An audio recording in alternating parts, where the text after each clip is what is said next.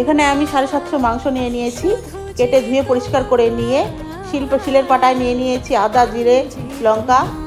বেটে দিয়ে দিলাম পেঁয়াজ, রসুন, আদা বাটা, লঙ্কা বাটা, জিরে বাটা, তেজপাতা দিয়ে সুন্দর করে দিয়ে দিলাম টক দই, দিয়ে লবণ, হলুদ, তেল, সরষের তেল দিয়ে ভালো করে মেখে নিতে হবে। একদম ঝাঁকানাকা করে মেখে নিয়ে একদম 4টা রসুন দিয়ে দিলাম, দিয়ে কড়াই বসিয়ে দিয়ে টনটনা তেল গরম করে তাতে জিরে ফোড়ন, গোটা গরম মশলা, গোলমরিচ দিয়ে ঢেলে দিলাম মাংসটা ঢালার সঙ্গে সঙ্গে দিয়ে দিলাম ঢাকা। এবারে সামান্য গরম জল দিয়ে সুন্দর করে কষিয়ে নিতে হবে মাংসটাকে কষিয়ে নিয়ে সুন্দর করে কষাবো মাংসটাকে, একদম সেই করে মাংসটাকে কষাতে হবে। কষিয়ে মাংসতে গরম জল দিয়ে দিলাম, দিয়ে এবার দেখুন সেই ফুটছে, দিয়ে দিলাম গোটা কাঁচা লঙ্কা, দিয়ে সুন্দর করে গ্রেভিটাকে